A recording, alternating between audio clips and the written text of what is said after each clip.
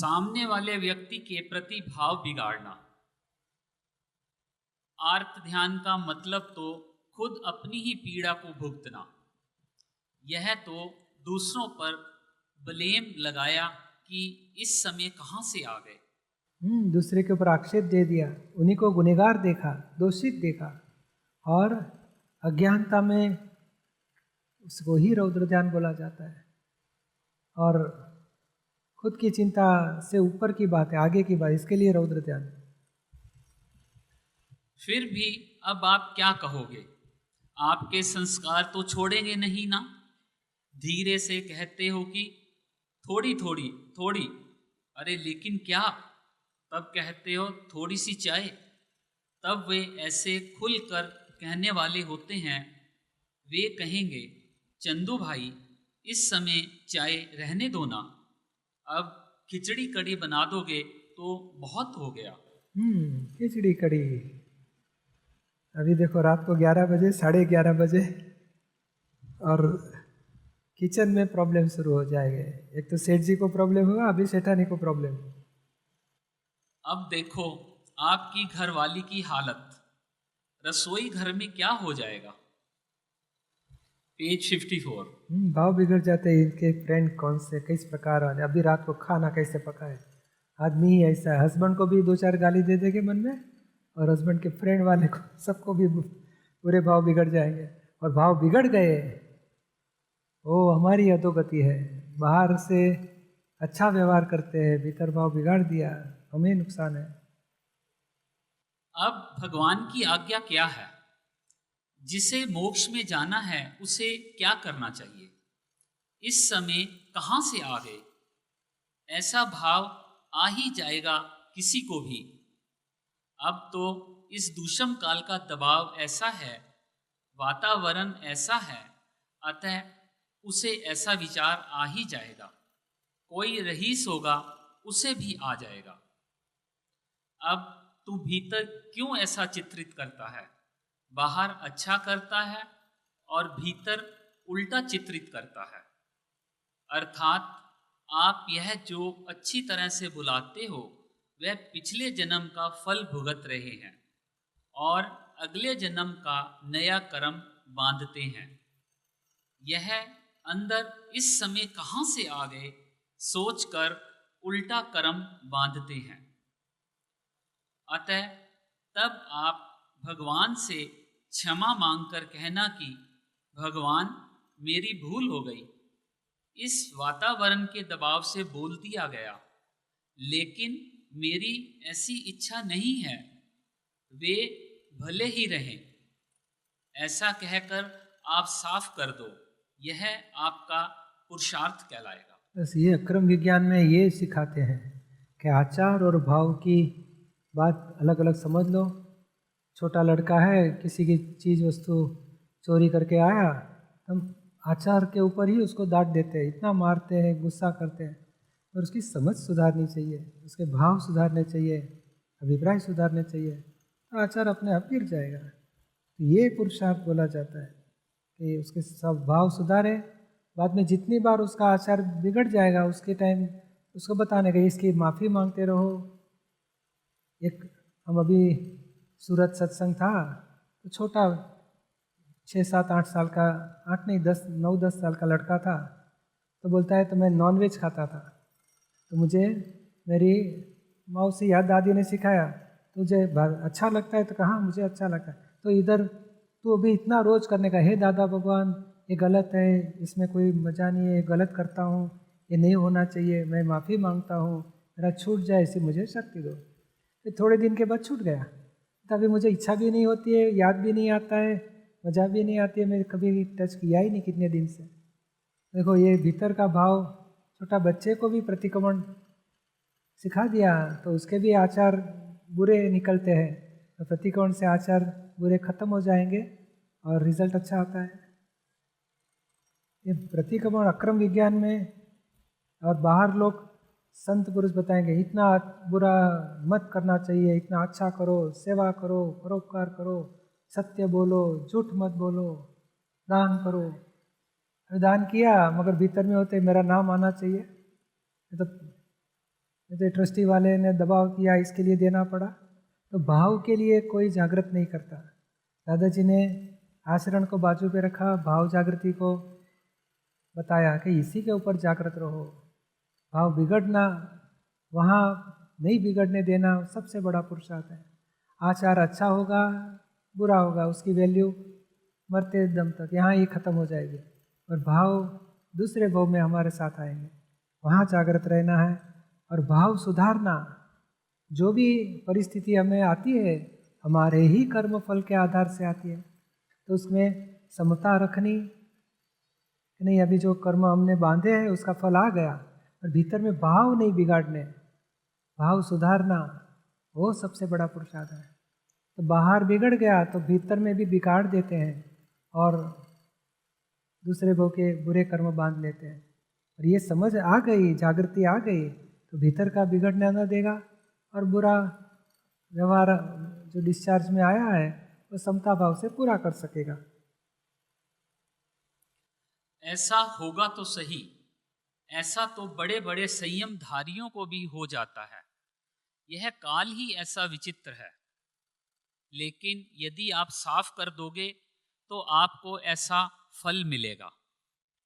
प्रश्नकर्ता: सामान्यतः 1 घंटे में 5-25 अतिक्रमण हो जाते हैं। दादाश्री: वह इकट्ठे करके करना, एक साथ भी हो सकते हैं। वे सारे प्रतिक्रमण एक साथ कर रहा हूं कहना। प्रश्नकर्ता: वह कैसे करना है, क्या कहना चाहिए? दादाश्री: ये बहुत सारे अतिक्रमण हो गए, इसलिए इन सभी का सामूहिक प्रतिक्रमण करता हूँ। दोष कहकर कि इस दोष के सामूहिक प्रतिक्रमण करता हूँ कहना तो हल आ जाएगा, और फिर भी बाकी रह जाएं तो उसे धो देना, बाद में धो देना, लेकिन उस पर समय मत गंवाना। समय बिगाड़ने से तो सारा का सारा रह जाएगा। उलझन में पड़ने की जरूरत नहीं है। पेज 55। हाँ, साथ में एक ही प्रकार के भाव बिगड़ते जाते हैं और थोड़ी देर के बाद जागृति आई, कहना इस प्रकार के सब भाव के लिए मैं दिल से पश्चाताप करता हूँ, मुझे क्षमा करो, ऐसी गलती नहीं करने की शक्ति दो। तो सबका समूह में भी प्रतिक्रमण हो सकता है। रात को सोने से पहले वापस याद करो कि कुछ गलतियाँ रह गई, उसको वापस धो डालो। मगर धीरे धीरे जो भी बुरे आचार हुए, बुरे विचार हुए, बुरी वाणी निकल गई, उसके लिए भीतर से प्रतिक्रमण पश्चाताप करने से भीतर नए बीज हम बिगड़ने नहीं देंगे। हमारा वही पुरुषार्थ है। ये आध्यात्मिक विज्ञान है दादाजी का। इसके लिए दादाजी बोलते तेरे से गलती हो गई, जो लोग बोलेंगे कितना गलत आदमी है, कितना गलत काम किया, तो भीतर से मत डरना, तो प्रतिक्रमण करते रहना। हमारी जिम्मेदारी आपकी सेफ साइड हो जाएगी। कितनी अथॉरिटी से कितनी गारंटी देते दादाजी, क्योंकि इन्होंने ये देखा इस काल में मन वचन काया का एकता योग टूट गया है। भगवान महावीर के टाइम पे सतयुग में मन वचन काया का एकात्म योग था। ऐसे बोलेगा ऐसा ही सोचेगा, ऐसा ही करेगा। और इस टाइम पे बोलेगा क्या, सोचेगा और प्रकार का और करेगा और तीसरी प्रकार का। तो फिर एकता टूट गई है, तो दूसरा फायदा मिल सकता है।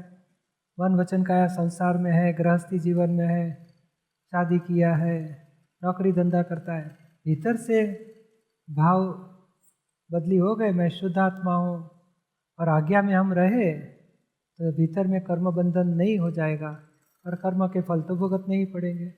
संसारी दशा होते हुए भी आत्मज्ञान इस सिद्धांत के आधार से प्राप्त हो सकता है। थोड़े प्रश्न लेते जाएंगे। राजेंद्र वर्मा, वाराणसी। जय सच्चिदानंद दीपक भाई। हाँ जी। मेरा प्रश्न था, दादा भगवान के असीम जय जयकार हो और दादा भगवान ना असीम जय जयकार हो में क्या अंतर है? कुछ ज़्यादा अंतर नहीं है, वही है, भगवान को पहुंच जाएगा आपकी यहाँ कीर्तन भक्ति। वो हिंदी में बोला गया, गुजराती में बोला गया, वो अंतर नहीं है। ज्ञान भाव हमारे पहुंच जाते हैं। वचन बल मैंने टीवी में देखा था, उसके बारे में थोड़ा बताइएगा। वचन बल यानी नहीं, हम बेटे को बोलेगा बेटा टीवी मत देख, पढ़ाई करने बैठ, मुंह बिगाड़ेगा। ये हमारा वचन बल नहीं है। नहीं तो वचन बल का मतलब क्या, बेटा टीवी मत देखो, पढ़ाई कर। हाँ पापा जी, टीवी बंद कर देगा तुरंत, पढ़ाई करने बैठ जाएगा। हमारे शब्द अनुसार सामने वाला करे तो हमारा वचन में बल है। और ये बल तो टूट गया है। हम खुद भी देखो ना, नहीं आज उपवास है कुछ नहीं खाने का, तो 2 घंटे के बाद अरे क्या बनाया है, लड्डू बनाए, उपवास कल करूँगा।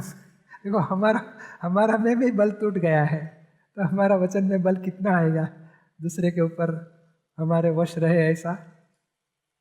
राजेंद्र वर्मा बोल रहा हाँ हूँ जी। बनारस से। हाँ जी। पुलिस में बहुत ज़्यादा ही कर्ज में हूँ और उसके लिए प्रतिक्रमण भी करता हूँ। जिस व्यक्ति से लिया हूँ उसके लिए प्रतिक्रमण भी करता हूँ, लेकिन निकलने का कोई रास्ता ही नहीं दिखाई देता।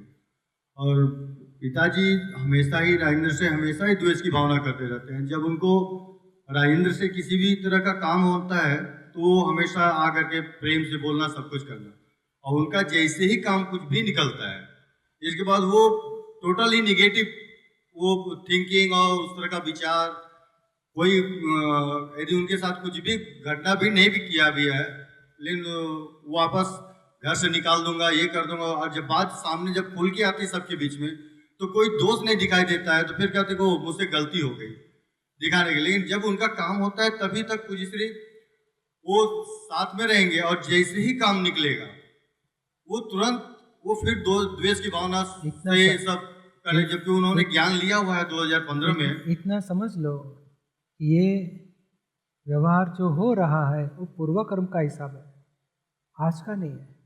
वो प्रकृतिवश आपके साथ बुरा व्यवहार करते हैं और आप उनके साथ अच्छा व्यवहार करते हो, आपका कर्म हिसाब है। उन्होंने आपके साथ बुरा करना वो भी पिछला कर्म फल है, आप उनके साथ अच्छा करते हो वो भी पिछला कर्म फल है। और भीतर में आपको लिए मेरे साथ ऐसा क्यों करते हैं, मैंने क्या बिगाड़, वो भाव बिगाड़ते हो उसके प्रतिक्रमण करो। और जो कर्जा हो गया है तो उसके लिए 2 उपाय है। एक तो आधा घंटा 1 घंटा बैठ के दादा भगवान ना असीम जय जयकार बोलो, दादाजी को प्रार्थना करेंगे, अंतराय टूटे।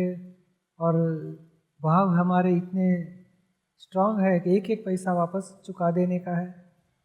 और जिसके लिए है वो व्यक्तियों के प्रतिक्रमण करो कि मेरे से वापस दिया नहीं जाता है, मैं दिल से पश्चाताप करता हूँ, क्षमा मांगता हूँ, मेरे पास आ जाएंगे मैं तुरंत दे दूँगा। और थोड़ा टाइम निकालो बस, मैं मेरा प्रयत्न चालू है, कुछ रास्ता मिलेगा ज़रूर मैं दूंगा। भाव 100% रखो, मुझे वापस देना ही है। और दादा भगवान ने असीम जय जयकार बोल के दादाजी से प्रार्थना करेंगे, शक्ति मांगेंगे। और पिताजी के साथ उनके तरफ से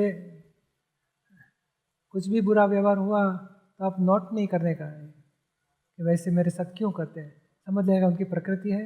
हम दिल से प्रेम से अच्छा व्यवहार करते रहेंगे। और उनके सारी जिंदगी में कितने उपकार हैं बचपन से लेकर आज तक, तो उपकार हम लक्ष्य में रखेंगे। नेगेटिव वो मेरे साथ ऐसा बुरा व्यवहार क्यों करते, बस काम होने तक अच्छा व्यवहार, काम पूरा हो गया तो वापस बुरा बोलते। तो ये काम अच्छा करते रहो और बुराई जमा करो, हिस्सा पूरा हो जाएगा, शब्द नहीं बोलेगा। और उन्होंने ये भी बताया, कभी डांटने के बाद मेरी गलती हो जाती है तो उसके दिल में तो यही भाव पकड़ के रखो कि इनके दिल में है दुख नहीं देना है, बुराई से व्यवहार नहीं करना, वो दिल में है। अरे हो रहा है प्रकृति वशात होता है, डिस्चार्ज कर्म है। नहीं पुलिस वो जब भी कुछ होता है तो ये कहता है कि ये मेरे खून पसीने की बनाई हुई कमाई है, ये सब कुछ मेरा है। मैं कहता हूँ कि सब कुछ आपका है, हमें उससे कोई ये नहीं है आर्ग्यूमेंट नहीं करने का जी। हाँ पता है, बस आप भीतर द्वेष वाला व्यवहार मत करने का, उनको बहुत दुख लग जाएगा। नहीं बरोबर है। और देखो कर्जा किया है तो उनको बहुत दुख होता है, कर्जा चुकाना तो पड़ेगा ही। तो ये कर्जा के वजह से जो द्वेष हो गया है उसके वजह से बुरे शब्द निकल जाते हैं। तो हमारी गलती है कि हाँ हो गया, मेरी गलती है, ध्यान रखूँगा मैं, हो सके उतना जल्दी मेहनत करके वापस चुका सकूँ, ऐसे मेरा प्रयत्न है। ऐसे बोलते रहना, नम्रता से बोलो, कुछ हमें द्वेष नहीं बताना उनके साथ। समझ में आता है ना जी। जय सचिदानंद। चारू जागीर। जय सचिदानंद दीपक भाई, मेरा प्रश्न। क्या प्रश्न है आपका? पापा के बारे में कुछ गुस्सा आता है उनके ऊपर, बहुत ज़्यादा। तो उसकी गलती है उसमें, थोड़ी मेरी भी होती है तो थोड़ी पापा की भी होती है। यानी 5% हमारी, 95% पापा की। हाँ। हाँ तो पापा को 95 सुधारना है, हमें 5% तो सुधारना पड़ेगा ना हमारा। और उनकी गलती देख के हम सुधारेंगे तो कभी हम सुधर नहीं सकेंगे। हमारी खुद की 5% को 100% मान के सुधारनी है। 1% भी हमारी गलती नहीं होनी चाहिए। हम उसको गोदा धक्का मारे, बाद में वो हमारे पर चिल्लाए, देखो मैंने तो जरा किया, तो इतने कितना बड़ा गुनाह किया, और हमने धक्का क्यों मारा उनको? हमने कुछ पापा कह रहे हैं तो हम सामने आर्ग्यूमेंट किया तो वो गुस्सा करेंगे, तो हमने आर्ग्यूमेंट किया, वो बात हमारी बाजू पे रख देते, देखो गुस्सा करते हैं, हम उनको दोषित देखते रहते हैं। हमें छूटना है तो हमारी गलती देखनी पड़ेगी, सामने वाले को निर्दोष देखना पड़ेगा। और आगे की बात, पापा ने हमारे ऊपर सारी जिंदगी जुल्म ही किए हैं, कि कभी उपकार किए हैं? किए हैं उपकार भी। एक आध होएगा। दुख ज़्यादा दिया है, उपकार तो एक आध किया। हाँ, जन्म दिया उतना ही उपकार किया। कि खाना पीना अभी आप कमाते हो, कपड़ा वपड़ा आपके खर्चे से लाते हो? नहीं। चश्मा बश्मा आपके खर्चे से लाए? नहीं। पापा के खर्चे, पैसा पापा ने दिया। हाँ। खाना पीना रहना पापा घर में देते। हाँ। तो आप लॉजिंग बोर्डिंग देते घर में, वॉशिंग मम्मी करती है कपड़े की, हाँ। तो आप उसको पैसे देते हैं वॉशिंग के? नहीं। हैं? तो आप सब मफत वापरते हैं, तो उनका उपकार नहीं है। अब बीमार हो गए तो माँ बाप ने ध्यान नहीं रखा अपना, रखा था। और आपको क्या रास्ते पे सुला देते रात को? दादी कुछ देते नहीं? देते हैं। पंखा पंखा घर में रखते होंगे। कितनी सुविधा आपके दिए है। एक होटल में जाओगे तो भी 2,000 रुपया लेगा इतना सोने के लिए, खाना पीने का अलग चार्ज, लॉन्ड्री का अलग चार्ज, रोज़ के 5,000 का खर्चा हो जाएगा। इतनी 5 स्टार होटल जैसे घर में मज़ा करते हो, और फिर भी मैनेजर की गलती निकालते हो, फोकट रहने का और मैनेजर की गलती निकालने का। माँ बाप के दोष कभी नहीं देखने गए, जिंदगी में कभी कोई सुखी नहीं होता। जो माँ बाप के दोष देखेगा जिंदगी में कभी सुखी नहीं होता है। और जो आप माँ बाप के साथ एडजस्टमेंट करोगे तो दूसरी जगह पति के साथ एडजस्टमेंट लेने की शक्ति आएगी आपको, और मम्मी के साथ एडजस्टमेंट लेते जाओगे तो सासू के साथ एडजस्टमेंट लेने की शक्ति आएगी, और यहाँ ही गलती निकालोगे और बाद में घर से कंटाल के शादी करोगे, बस इनसे छूटूं, इनके साथ शादी करके मैं सुखी हो जाऊंगी। पर हमारी प्रकृति के दोष जो मम्मी पापा के साथ टकराते थे, वो दोष हम लेके ससुराल में आते हैं। वही दोष के वजह से हस्बैंड के साथ, ससुर सास के साथ, ननद के साथ झगड़ा होते ही रहेगा। बाद में लगेगा ये लोग बुरे हैं, उसके बदले और सही। देखो हमारी भटकना मन बढ़ जाएगी, भटकना बढ़ेगा। हमें निश्चय करना है कि नहीं, मेरे माँ बाप है, जो भी है मेरे उपकारी है, हाँ उनकी बात मुझे सुनना है, एडजस्टमेंट लेना है।